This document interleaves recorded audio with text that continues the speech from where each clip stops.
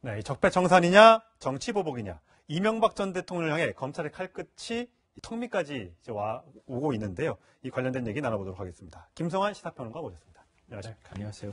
제가 한 장의 사진을 좀 준비했습니다. 네. 1979년 6월 11일 한양대에 있었던 행사 사진인데요. 보면서 좀 설명을 해주시죠. 40년 2년 악연 이렇게 제목을 달아봤는데. 뭐 지난번에 국정농단 사태가 벌어지고 난 다음에 아주 자주 나왔던 사진 중에 하나죠. 맞아요. 즉 박근혜 전 대통령하고 그 옆에 이제 무릎 꿇고 앉아 있는 사람 같은 게 최순실 씨. 예. 그리고 그 물음표가 되어 있는 그 사진이 지금 이제 주목을 받고 있는 건데요. 네. 이명박 전 대통령입니다. 저기 왜 이명박 전 대통령이 참석을 했던 거죠? 그때 이제 퇴퇴민 일가부터 시작되는 그런 인연이라고 볼 수 있는데요. 이 새마음 제전이라고 해서 당시에 이제 최태민 씨가 주도를 하고 박근혜 전 대통령이 참석을 하는 이제 참여를 해서 같이 이제 공동으로 추진해 왔잖아요. 그렇죠. 예. 그때 대기업들도 상당히 많이 돈을 냈다고 하는 얘기가 후원을. 있어요. 후원들도 많이 했었고요. 근데 그럴 때 현대건설도 거기에 이제 참여를 했었던 거죠. 당시에 이명박 현대건설 사장이었죠. 그렇죠. 예. 그러니까 이게 79년도에 이제 찍힌 사진인데요. 네. 그러니까 이명박 전 대통령이 77년도에 현대건설 사장이 되는 거죠. 예. 당시 이제 그 정주영 회장의 동생인 정인영 부회장이 그 중동 진출 문제를 가지고 서로 갈등을 빚다가 결국 이제 그룹에서 떨어져 나가거든요. 근데 정인영 부회장이 빠지고 난 자리에 이명박 대통령이 그때 사장으로 이제 현대건설 사장으로 승진을 하게 되는 거죠. 예. 그때 현대건설 사장 자격으로 저 행사에 참여를 했던 거죠. 예. 근데 참 역사가 아이러니한 게 저기에 이제 그 같이 사진이 찍힌 인물들이 뭐 최순실 씨는 말씀 안 드려도 아실 거고 박근혜 전 대통령은 지금 탄핵된 상태고 거기다 이명박 전 대통령이 다시 또 검찰 소환을 초입기에 들어간 상태가 되니까 이건 대한민국이 최태민 일가에서부터 뭔가 꼬이기 시작했던 거 아니냐는 추정이 가능할 정도의 얘기가 될 것 같습니다. 그러게요. 자, 김관진 전 국방부 장관 오늘 검찰에 구속된 이후에 처음으로 이제 소환이 됐습니다.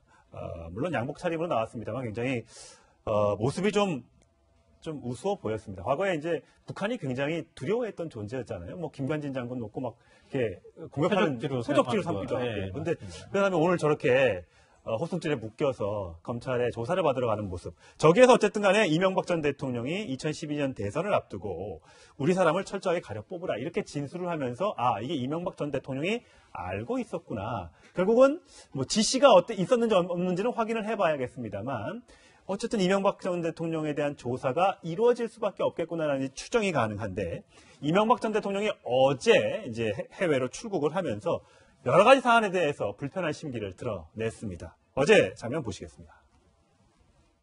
군의 조직이나 정보기관의 조직이 무차별적이고 불공정하게 다루어지는 것은 우리 안보를 더욱 위태롭게 만든다. 2013년 국정원 댓글 상식에 벗어나는 질문을 하지 마세요. 저 상식 안 맞아요. 저 장면에서 굉장히 화가 난 모습이었습니다. 뭐 참모들하고 미리 사전에 회의를 했다는 거 아닙니까? 김관진 전 국방부 장관이 구속되고 난 다음에 그 다음에 참모진하고 서울에 있는 뭐 한 곳에서 원래 이제 대치동 사무실이 있으니까요. 거기에서 모여서 이대로 있어서는 안 되겠다. 뭔가 좀 입장을 밝혀야 되겠다고 이제 결정을 했다고 하는데요. 이번에 나가면서 이 전 대통령이 생방송으로 저렇게 얼굴이 보여준 게 참 저도 오래간만에 봤는데 굉장히 녹이 어린 모습이었고요. 이 세월을 비켜가기 참 어렵다. 이제 좀 많이 그 연세가 들었다는 느낌도 받게 되고 그랬는데 저는 그 이명박 전 대통령이 그 기자회견했던 내용들 보면은 사이버사 인원 증언을 허가한 것을 문제 삼는 것은 곤란하다 이렇게 얘기했거든요. 그러니까 본인이 사이버사 인원 증언을 지시했다는 것을 사실상 인정을 한 겁니다. 그런데 댓글에 관여했느냐, 댓글 지시를 했느냐라는 부분에 대해서는 상식 이하의 질문 하지 마라 이렇게 이제 녹이 어린 얘기를 했거든요. 그러니까 포괄적으로 대통령으로서 사이버사와 관련돼서 일종의 이제 북한의 어떤 그 대남 공작이나 이런 걸 막기 위한 어떤 방편으로 지시를 한 적은 없지만 구체적으로 정치 개입을 한 적은 없다. 지시한 적은 없다라고 하는 것은 선을 일단 그었다고 볼 수 있는데 저는 대통령이 지금 이제 김관진 장관이 그 인정을 했다고 하는 사실 보면은 우리 쪽 사람을 뽑으라고 세세하게 지시를 했다고 만약에 하면 그러면은 그 댓글 공작을 하라고 지시하지 말라고 했을 하지 말라고 하지 또 않았을 것 같기도 해요. 그러니까 그런 지시도 사실은 상세하게 했을 개연성도 있기 때문에 지금 현재로서는 무조건 아니다 기다 이렇게 표현하기는 좀 어려운 상황일 것 같습니다. 사실 제가 모두 발언에서 말씀드렸습니다만 이게 적폐청산인지 정치보복인지 아직은 사실 잘 모르겠습니다. 물론 반반의 의견이 나뉘어 있는데 이명박 전 대통령은 적폐청산이 아니라 정치보복으로 생각하고 있는 것 같습니다. 그 목소리도 들어보시겠습니다. 이것이 과연 개혁이냐, 감정풀이냐, 정치적 보복이냐 이런 의심이 들기 시작했습니다. 사회 모든 분야가 지금 갈등이 분열이 깊어졌다고 이렇게 생각해서 저는 많은 걱정을 하고 있습니다. 그 짧은 시간에 발전하는 동안에 이 부정적인 것을 고치기 위해서 긍정적인 측면을 파악해서는 아니 됩니다. 자, 긍정적인 측면을 파악해서는 안 된다. 좋은 일도 많은데 왜 조금 안 좋은 일만 들춰내느냐 이제 그런 뉘앙스인 것 같습니다. 물론 이제 이명박 전 대통령 입장에서는 그런 감정을 가질 수 있다고 저도 생각하는데요. 근데 우리 사회 법률적인 상식이나 이런 것들로 볼 때 제가 100번 정도 횡단보도를 신호등 잘 지켜서 건너다가 한 번 딱 경찰 앞에서 불법 횡단을 하다 걸렸다. 그것도 처벌받는 거잖아요. 그러니까 이거를 이명박 전 대통령한테 무조건 이렇게 초점을 맞추는 그런 관점으로 해석하기보다는 불법이 있었다고 하면 그 불법에 대해서는 처벌받으면 되는 것이죠. 근데 그 대상이 과연 이명박 대통령까지 갈 것이냐, 이거는 우리가 아직 단정하기 좀 어려운 상황인 것 같고요.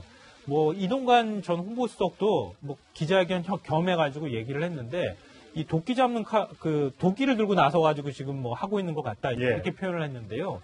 제가 볼 때는 국가기관, 정보기관들이 이렇게 정치에 개입하고 그다음에 여론 공작을 했다고 하는 사실 자체는 이건 다시는 있어서는 안 되는 일이거든요. 그 부분에 대해서는 아무도 그거에 대해서 반론을 제기하지는 못할 것 같습니다. 다만 현재 이명박 전 대통령이 거기에 관여됐을 거라고 우리가 추정해볼 만한 정황 증거들이 자꾸 나오고 지금 진술이 자꾸 나오는 상황이잖아요. 네.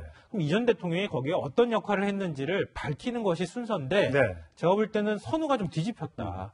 그 사실관계를 먼저 밝히는 게 맞는데 무조건 적폐청산이라는 문제로 이렇게 넘어가겠다고 하는 것은 나는 이번 검찰 조사에서 열애가 되겠다고 하는 얘기나 마찬가지이기 때문에 어제 밝힌 내용은 큰 틀 안에서 보면은 적절하지 못하다고 저는 생각합니다. 자, 홍준표 대표는 오늘 아침에 정치 보복에만 혈안이 된 망나니 칼춤을 보수 세력에 막아야 된다 이렇게 주장을 했고, 안철수 국민의당 대표는 전직 대통령도 잘못이 있으면 철저 수사를 받아야 되고 엄정 처벌해야 된다 이렇게 입장이 엇갈리고 있습니다. 자, 과연 정치 보복이냐 적폐청산이냐 앞으로 이게 어떻게 진행될지 좀 지켜보도록 하겠습니다. 오늘 말씀 잘 들었습니다. 네, 그렇습니다.